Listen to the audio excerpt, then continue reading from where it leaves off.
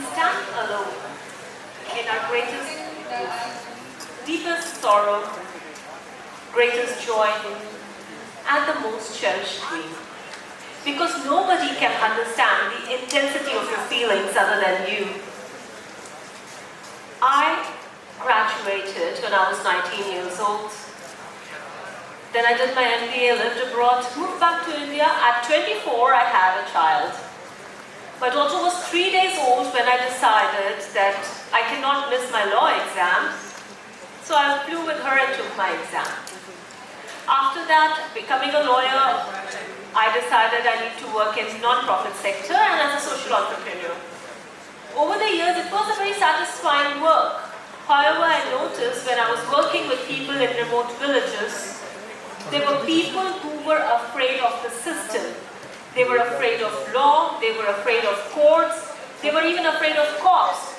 They were afraid of standing up for their rights. They were willing to be violated, but they were not willing to stand up for themselves. Slowly, after consulting on and off, I decided I need to move towards law. Fast forward a couple of years later, I was on an interview with a news channel, and we were discussing about a woman who was a burn victim who succumbed to her injuries. It was dowry killing. The debate on the news was whether her dying declaration was admissible. It was just a video recording where she was telling how she was burned by her in-laws and husband, and the whole question was if that dying declaration will be admissible in court of law.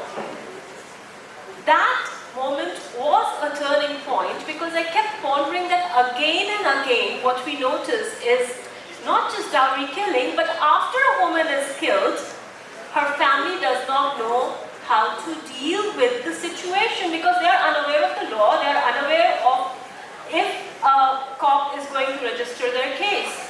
Every time in my years as a lawyer, I have come across victims and people who are unaware of their rights. And for me, the greatest challenge has not been to represent a client, but to represent those who are unwilling to represent themselves. There are so many who are still afraid to approach the maze of the legal system, to approach courts, to approach cops. They are filled with fear. Even during pandemic, we have noticed that domestic violence cases were on a rise. Women were locked in their houses with their perpetrators. 2021 saw 400% rise in cybercrime against children, and that is NCRB data. That was because every child in the country had access to internet. We also came across lots of cases of sexual harassment online, predators, posh cases, online posh cases. I would get lots and lots of messages from women who would ask me how to complain about the harassment, how to complain about a stalker online. And the way was not to complain to the social media provider, but to your district cybercrime department. Slowly, I realized that this shadow pandemic that was going on was just a calling for me to spread legal awareness, and that is what I decided to do then.